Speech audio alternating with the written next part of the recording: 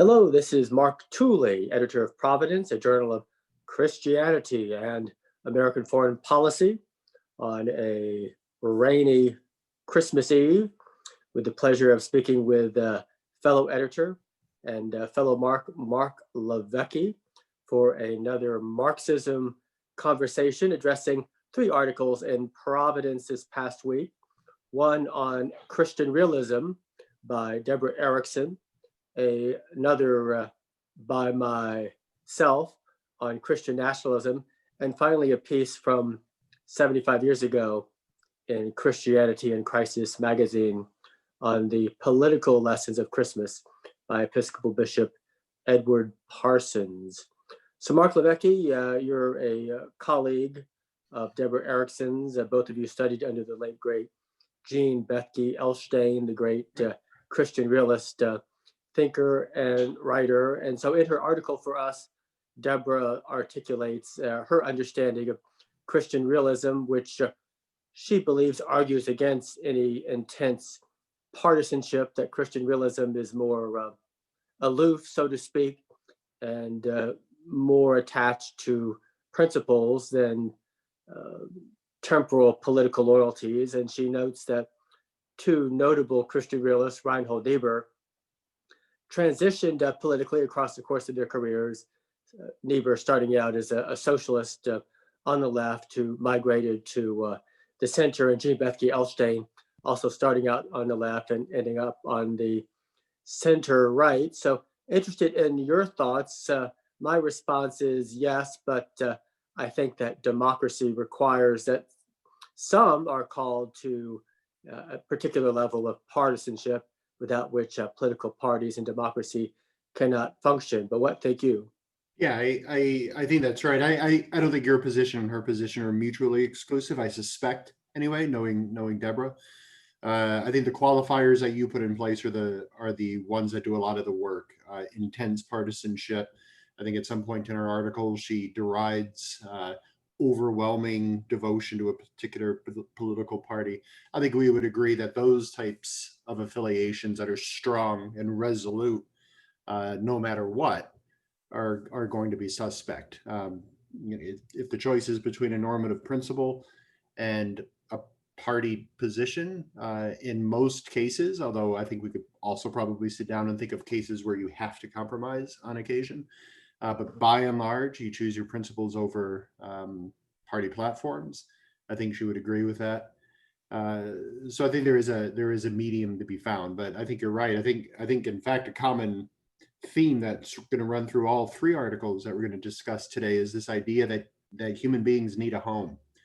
And I'm not going to suggest that the home has to be a party, but in some ways, even human ideologies sit best in something like a home. And I think parties can provide that. We have to be cautious, abandon the party when the party abandons God, all of that, that's fine. But yeah, I think some partisanship is necessary. And she notes the tension, I think, as well. And would you agree that a Christian realist theoretically could be on the left or the right or in the center? Yeah, and then the devil's in the details, right? Because of course I agree that they can be, and I use as evidence the fact that they are, right? They run the spectrum. I do think a Christian realist, because the idea is that the Christian realist rightly describes reality, given that there is one reality. And it's objective and it's not subjective. I start to waffle on the idea that that you can have three Christian realists, and one is on the right, and one is on the left, and one is in the middle, and they are all somehow all correct to be sitting where they're sitting.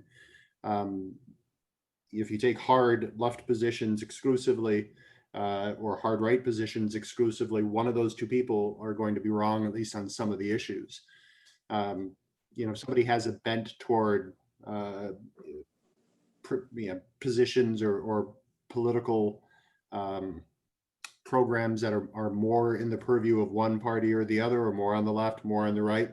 Maybe you find yourself more at home because they really speak to your passions as an individual. But if there's one reality, then it's hard to see how a Christian realist or Christian realists across those spectrums are all going to be right all the time. That doesn't seem possible. But as a Christian realist, we always understand that as fallen, right, frail, fallible humans, we're limited in how we can approach or understand the full scope of reality. Correct. So in principle, no, you can't have Christian realists across the spectrum. In practice, of course you can, because we don't have omniscience. We lie even to ourselves, et cetera, et cetera. So absolutely. Moving on to my fascinating and brilliant commentary on Christian nationalism. It's very fashionable to denounce Christian nationalism. It's often not very clear what exactly it is. It often seems to equate to conservative evangelicals who are Republican and Trump supporting, or at least that's been the definition of the last 4 years. But in my analysis, I wonder if there's not some role for Christians to be nationalists and to try to understand that God has some purposes for the nation. We have to be humble in terms of how we make any conclusions and avoid dogmatic assumptions, but it's clear that many critics of Christian nationalism think that any conversation or rhetoric about God and country is somehow a malevolent form of Christian nationalism. And I recall an early 20th century sermon by a Methodist pastor speaking to Union Civil War veterans, explaining to them that God had used their sacrifice for the nation as essentially a Christ-like example, and they had sacrificed, and their comrades had, many of them, given their lives, not just for the North or for the Union, but even for their enemies in the South, and that all had benefited from their victory. So that seemed to me an appropriate form, if you want to call it that, Christian nationalism. But what think you? Yeah, that was great. I think that's exactly right. There's always going to be trouble with the word nationalism.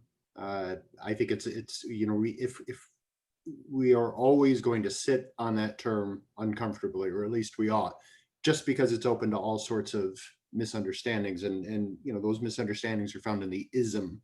Again, referencing Debra's fear about party affiliation.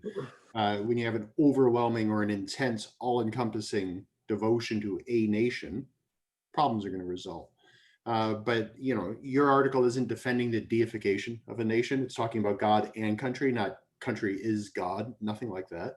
I think human beings are perfectly capable of a deep devotion to a homeland without that devotion becoming worship, without deifying the nation. Especially Christians ought to be capable of doing this, because I think where you most often find the nation deified is where the nation as a whole or in part has walked away from God, as it did under National Socialism in Germany. Human beings will worship something. If you don't have the creator, then you are going to worship some aspect of the created. It's just sort of how we do things. But those don't have to go hand in hand. And again, hearkening back to some of the articles by Joshua Mitchell, especially, where I think he takes the line that you're describing, where we have to have a home. The nation, is a part of a shared tradition, and to want to cultivate and to want to affiliate oneself with those traditions is deeply human. We can't belong nowhere, and we can't belong everywhere. We have to have a home. And the nation is probably the largest sort of home that we can have on earth. And that's okay.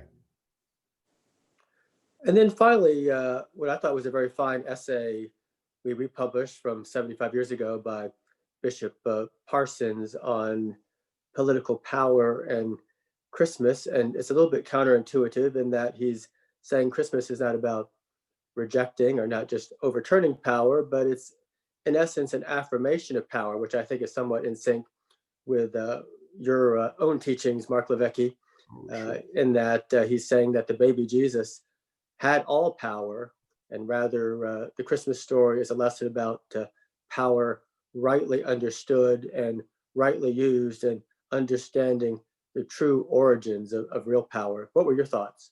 Yeah, I was happy about the article. I kept reading the article thinking at any moment the coin's going to drop and he's going to say something, horrible about power, and power is god awful and evil and ought to be avoided at all costs. And he never does that. So I think he got it. He hit the bullseye on it. We published an article this week also on the good that Trump has done in working against human trafficking. Good luck fighting human trafficking with prayer and good intentions and winsome conversations alone. You need power. And God has given individuals power. God has given collective individuals power in the nations. And it's up to us to use power for good. And when we do, then something approximating peace can come on earth.